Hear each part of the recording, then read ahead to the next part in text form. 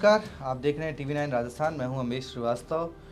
और नरेश मीणा के थप्पड़ कांड के बाद से राजस्थान की राजनीति में सियासत खूब गरमाई हुई है।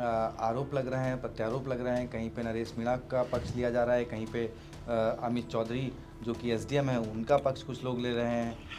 फिलहाल मामला जो है राजनीतिक तौर पर ज़्यादा हिलोरे ले रहा है। और इसी बीच एक वीडियो वायरल होता है रविंद्र सिंह भाटी का, जिसमें वो ऑर्डर्स के मामले से जुड़े हुए जो धरना स्थल पर लोग थे उनमें किसी मामले को लेकर पुलिस ने उनको हिरासत में लिया। तो रविंद्र सिंह भाटी उनको जो है वो पुलिस जीप से निकालते हैं। वो तस्वीर भी आपको दिखाते हैं। और इसके अलावा एक बयान आया धीरज गुर्जर का, जो कि कांग्रेस के नेता हैं, पूर्व नेता हैं। उनका कल एक बयान वायरल हुआ जहां पर वो एक सभा में कहते हुए दिखाई दिए कि भाई अधिकारियों से जूते मारकर काम करवाऊंगा। अब इन सब मामलों को लेकर सियासी गलियारों में जितनी चर्चा है, तो इन सब बातों को लेकर जब बीजेपी के प्रदेश अध्यक्ष मदन राठौर जी से सवाल किया गया, तो देखिए पहले उन्होंने क्या कुछ कहा। अब मदन राठौर जी ने जो नाम लिए हैं उसके बाद एक बार फिर चर्चा हो गई है कि क्या वर्तमान नेता ही ऐसा कर रहे हैं। पिछले कई नेताओं की भी चर्चा अब सोशल मीडिया पर खूब हो रही है। आपने TV ने राजस्थान पर भी, आपने वीडियो पर भी देखा कि किस तरीके से पुराने नेताओं की लिस्ट रही है। तो उन सब पर भी बात करेंगे। पहले एक बार सुन लीजिए मदन राठौर का ये बयान। ये वास्तव में दुर्भाग्यपूर्ण स्थिति है। जैसा कि आपने सवाल किया, मैं ये कहूँ कि ऐसे लोगों को बेनकाब करना चाहिए जो किस दिशा में ले जा रहा है राजनीति को।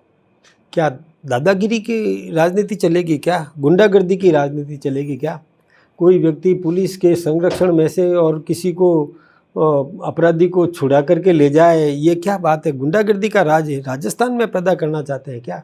कोई व्यक्ति कहे कि जूतम पैजार की बात कहे, ये कोई राजनेता के लक्षण है क्या? ये ऐसे संस्कार, ऐसे के बाहुबलियों का राज चलेगा क्या, या नीतिगत राज चलेगा? व्यक्तित्व, कृतित्व, ये सब कैसा होना चाहिए ये निर्णय करें। ऐसे लोगों को निश्चित रूप से और बेनकाब करने की ज़रूरत है। उनको कभी भी संरक्षण देने की कोई ज़रूरत नहीं है। तो अपने आप लाइन पे आ जाएंगे वो सब।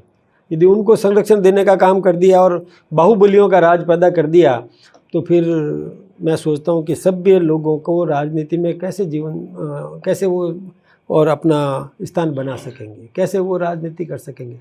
और मैं सोचता हूँ कि हमारे मतदाताओं को ऐसा फैसला करना चाहिए कि किस दिशा में वो बढ़ रहे हैं। सेफ अच्छी राजनीति चल रही है, उस राजनीति को और बाहुबलियों के हाथों में सौंपना चाहते हैं क्या? अधिक पहलवान है, वो कुश्ती लड़ करके राज लेना चाहता है। कानून का राज होना चाहिए कि जुतम पैजार का राज होना चाहिए? ये तो हम सबको निर्णय करने की ज़रूरत है।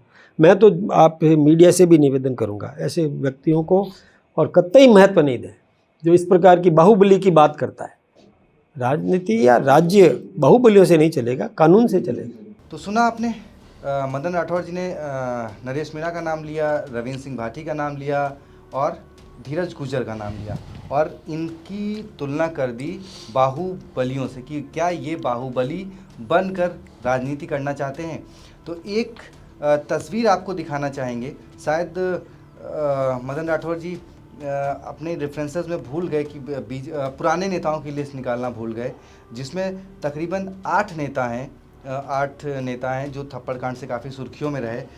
उनमें से 4 नेता प्योर बीजेपी के हैं और एक नेता जिन्होंने ये कांड तो कांग्रेस के टाइम पे किया कि एक JN की 22 हड्डियां तोड़ दी, लेकिन बाद में 2023 के विधानसभा चुनाव से पहले उनको बीजेपी ने अपनी पार्टी में शामिल कराया। तो एक बार ये नेताओं की लिस्ट, और इन नेताओं की लिस्ट के बाद फिर चर्चा करेंगे कि अपने senior executive producer Pushkar sir से कि आखिर राजनीति में ये जो कॉन्सेप्ट मारने वाला है, इसमें क्या अधिकारियों की गलती होती है, क्या नेताओं की गलती होती है, क्या कुछ ये, और क्यों ये सियासी घटनाक्रम बनते हैं, मामले दर्ज होते हैं और उसके बाद फिर मामले कहीं ना कहीं रफा दफा भी हो जाते हैं। तो चलिए लिस्ट आप देख लीजिए और उसके बाद चर्चा करते हैं। सर, तो ये आपने लिस्ट देखी, 5 नेता जिसमें से 4 प्योर बीजेपी के नेता रहे। 5वें हमने गिरिराज मलिंगा को भी इसमें डाल दिया क्योंकि अब वो कहीं ना कहीं बीजेपी के नेता हैं। हाँ, वो चुनाव हार गए थे, इसमें ये अलग बात है। जी सर। आपने एक बात अभी कही अम्बेश कि या तो लंबे खिंच जाते हैं कोर्ट में या फिर रफा दफा हो जाते हैं। बात रफा दफा की नहीं होती है। मैं ये बताता हूँ कि कोई भी केस, अभी नरेश मीणा पे भी केस लगे हुए हैं। खुद अब तो फेहरिस्त है बीजेपी नेताओं, मंत्रियों की और सरकार में बैठे अधिकारियों की, जो बता रहे हैं कि नरेश मीणा के खिलाफ ये भी चार्ज है, ये भी चार्ज है, ये भी चार्ज है। फिर ये चार्जशीट कौन तैयार करता है? गृह मंत्रालय तैयार करती है स्टेट की, सरकार के निगरानी में पुलिस प्रशासन काम कर रहा है। तब फिर ये क्यों? मैं उल्टा आज आपको ले चलता हूँ कि क्या होगा।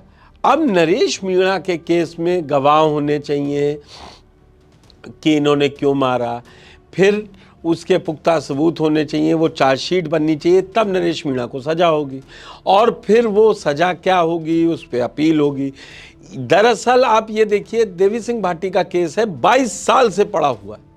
जी सर, 1997 में उन्होंने अपने कमरे में सचिव को बुलाकर, मैंने इसलिए वो जी दिखाया, उन्होंने अपने कमरे में सचिव को बुलाकर उनको थप्पड़ मारा, एक अधिकारी को। अब तब से कितना पानी बहता है कि किसकी सरकार में मारा, दूसरी सरकार आई उसने भी, क्योंकि मनभेद पे काम होता नहीं, मतभेद पे होता है। भाई वो आया है उनके, वो पुलिस अपना ढीला रवैया अपना लेती है, या तो पुलिस इस केस में पैरवी ढंग से करे और वो फुटेज साक्ष्य ले तो नरेश मीणा को सजा होगी। लेकिन अब नरेश मीणा को बचा भी रहे हैं लोग, जो कह रहे हैं कि वहाँ पे ये अधिकारी बदसलूकी कर रहा था महिलाओं से, दलित महिलाओं से, और वोट ज़बरदस्ती डलवाने का। तब फिर ये कौन तय करेगा? कोर्ट तय करेगी। कोर्ट कैसे तय करेगी? कोर्ट तय करेगी कि सबूत क्या क्या है, सबूतों में क्या क्या रखा जाएगा। सिर्फ वो 15 सेकंड की क्लिप थोड़ी ना रखी जाएगी। दूसरा, आपने कहा कि 5 बीजेपी के हैं या 8 नेताओं के कांड है, ठीक, लेकिन आप ये देखिए कार्रवाई किसी में नहीं हो रही है। अभी शुरुआत में हो जाएगी, सब जुडिस हो गया। अभी देखिए, जैसे आपने रविंद्र सिंह भाटी का केस बताया, रविंद्र सिंह का, शिव वाले विधायक की ओरण को लेके। ओरण क्या है ये समझना पड़ेगा। हम आपको या दर्शकों को पता होगा कि ओरण वो क्षेत्र होता है गांव का जहां या तो मंदिर बनते हैं पशु पक्षी के लिए, वहां से वो पत्ता नहीं तोड़ते हैं। और 14 तारीख 13 तारीख की रात 14 तारीख की रात रविंद्र सिंह भाटी ने खुले में उन्होंने ट्वीट किया उसको कि आज रात ओरण के लिए मैंने नीले आसमान के नीचे काटी। तो ये जो सारी चीजें हैं, अब यहां क्या आ जाता है कि जनता ये देख रही है कि ये नेता मेरे लिए लड़ रहे हैं। जो अधिकारी सुन नहीं रहे थे उन अधिकारियों को जगाने के लिए नेता ने ऐसा किया है। कानून कतई ये नहीं कहता है कि कोई किसी के ऊपर हाथ नहीं उठा सकता है। आपकी आजादी वहीं खत्म हो जाती है जहां से दूसरे की नाक शुरू हो जाती है। सर, मदन राठौर जी जैसे उनको बाहुबलियों का, इन नेताओं की कैटेगरी को बाहुबलियों में शामिल कर रहे हैं, तो बात तो ये पूरा केस अलग है। अब आप, मैं बताऊं, वो यहां पर क्या आ रहा है, लगातार ये उठ रहा है कि नरेश मीणा को छोड़ा किसने, नरेश मीणा समरवता गांव कैसे पहुंच गए। तब खुद भजनलाल शर्मा जी आए नहीं, तो अब उनको डिफेंड करने के लिए सीधे सीधे बीजेपी ने अपने प्रदेश अध्यक्ष को उतारा भी। उन्होंने गिना दिया नरेश मीणा बाहुबली हैं, रविंद्र सिंह भाटी हैं, धीरेन्द्र गुर्जर हैं।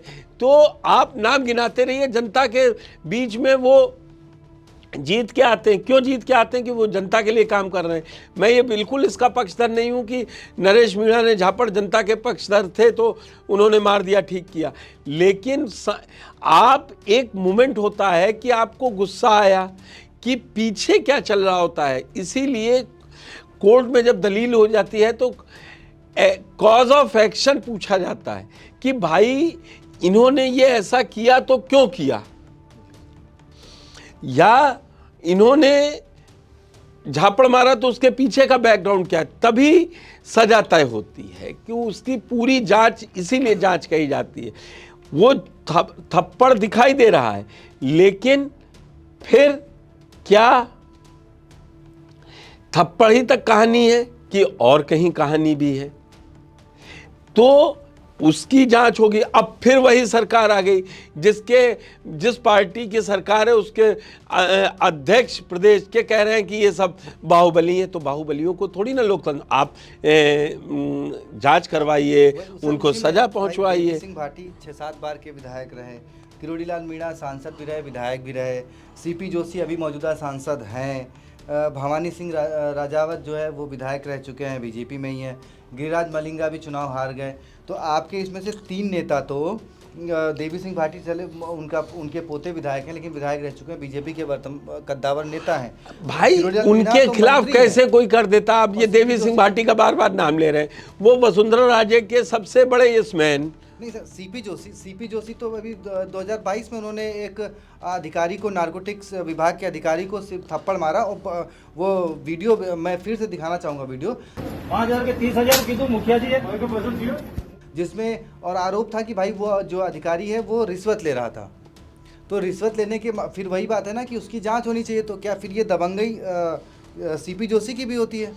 तो मैं यही समझा रहा हूं कि कहानी यहाँ पे नहीं है कि उन्होंने, तो ये जो वीडियो है इसीलिए है कि जो प्रदेश अध्यक्ष राठौर साहब हैं वो ये तो बचाव करें, मदन राठौर जी खूब बचाव करें कि प्रशासन बिल्कुल सही कर रहा है, और ये फिर जब वो नाम बताएं तो उन लोगों का भी बताएं जो अपनी पार्टी में थे या दूसरी पार्टी से आ गए। तो ये बीजेपी पे लगातार अब आरोप लगते हैं कि आप भ्रष्टाचार के खिलाफ बोलेंगे और भ्रष्टाचारियों को साथ रख लेंगे। सर उसमें एक सवाल यही था कि क्या ब्यूरोक्रेसी जो है वो काम सही से नहीं कर रही है, इसलिए नेताओं को गुस्सा आ रहा है, या फिर नेता सही कर रहे हैं? तब उन्होंने नेताओं को ही, अभी जो 3 नेताओं को बाहुबली साबित कर दिया। भाई मैं सवाल तो ये शुरू से मदन सिंह राठौर को ये देखना चाहिए, उनके कितने विधायक ये कह रहे हैं कि ब्यूरोक्रेसी सुन नहीं रही है। वो विधायक 50 देखिए जो सवाल उठा रहे हैं अपनी सरकार की नीतियों पे सदन के अंदर। तो पहले घर ठीक करेंगे तब बाहर आरोप लगाएंगे तो आप ज़्यादा सक्सेस रेट मिलेगी। चलिए, तो देखिए मदन राठौर जी ने जिस तरीके से नेताओं पे कहा कि भाई नेता बाहुबली बन रहे हैं, उन्होंने ब्यूरोक्रेसी पर जवाब नहीं दिया। लेकिन पिछले 1 साल का अगर आंकड़ा देखा जाए और विधानसभा में जो बीजेपी नेताओं ने ही सवाल लगाए हैं, उनमें कहीं ना कहीं, और जिस तरीके से बयान पिछले वायरल हुए हैं बीजेपी विधायकों के जो सवाल खड़े कर रहे हैं ब्यूरोक्रेसी पर, तो अगर नेता गलत हैं तो ब्यूरोक्रेसी भी कहीं ना कहीं उसके लिए जवाबदेही साबित होनी चाहिए कि वो जवाबदेही अम्बेश में बताऊं सबकी है, नेता की भी है, अधिकारी की भी है, और जनता की भी जवाबदेही होती है। वो कानून को हाथ में नहीं ले सकती है। तो यहाँ पर जब वो कहते हैं नहीं, शुरुआत में तो अभी बहुत जोश है, फिर जहाँ सबूत नहीं मिलेंगे और छूटते जाएंगे, नरेश मीणा पर से केस हटते जाएंगे। फिर कई कहानियाँ ये भी हैं कि ये मुकदमे राजनीतिक हो जाते हैं, जब लोग सत्ता में आते हैं तो अपने ऊपर से मुकदमे हटा लेते हैं, वो भी कई विवाद हैं। तो इसको यहीं तक रखना चाहिए कि अगर जो आज अपराधी जिसको श्रेणी में रख रहे हैं सरकार में जो सत्ता में बैठी पार्टी है, तो या तो वो आरोप पहले सबूत हो उसके आधार पे लगाए, नहीं तो फिर इन अपराधियों को छूटना नहीं चाहिए, उनको उनकी जो सज़ा मुकर्रर है कानूनन उसमें मिलनी चाहिए। चलिए इंतजार करते हैं कि शायद सरकार की तरफ से या फिर प्रदेश अध्यक्ष की तरफ से क्या आता है इस पे जवाब। जो भी आएगा आपको ज़रूर बताएंगे। बाकी आपकी क्या राय है कमेंट बॉक्स में ज़रूर बताएं, और TV9 देखने के लिए बहुत बहुत शुक्रिया, धन्यवाद।